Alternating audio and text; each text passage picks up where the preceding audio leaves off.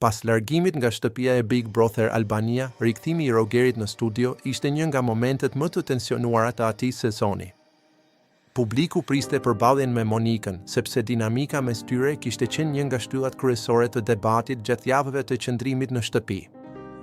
Dhe pikërisht ajo që ndodhi në studio nuk zhgënjeu pritshmëri për dramë.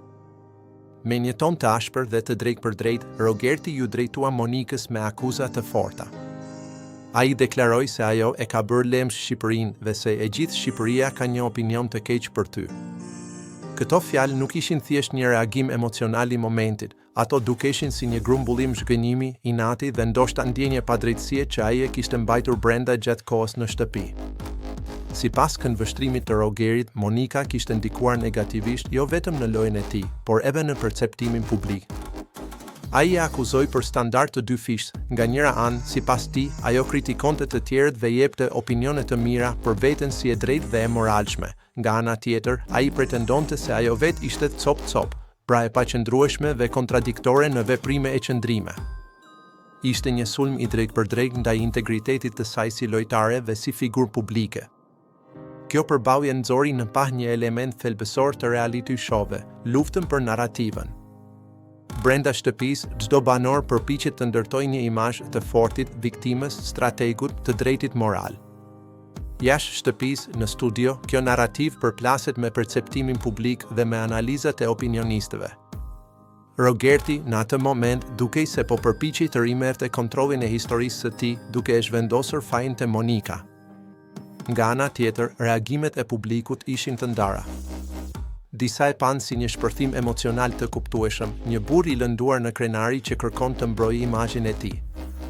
Të tjerë menduan se akuzat e tij ishin të egzageruara dhe se përgjegjësia për largimin e tij nuk mund t'i faturohej vetëm një personi. Në fund të fundit, loja është individuale dhe vendimet janë personale.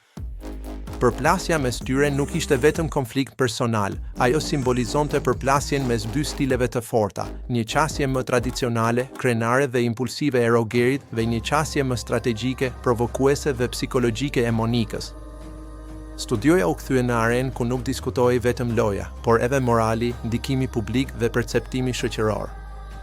Një aspekt i rëndësishëm i kësaj përballjeje ishte pretendimi se e gjithë Shqipëria ka një opinion të keq.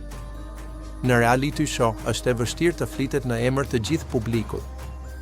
Opinioni është i fragmentuar, ka mbështetës, kritik, neutral. Shpesh, deklarata të tilla janë më shumë retorik emocionale se sa pasqyrim real i një mendimi unanim.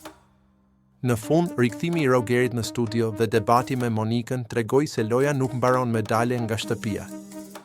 Ajo vazhdon në diskutime publike, në rrjete sociale dhe në përballje direkte.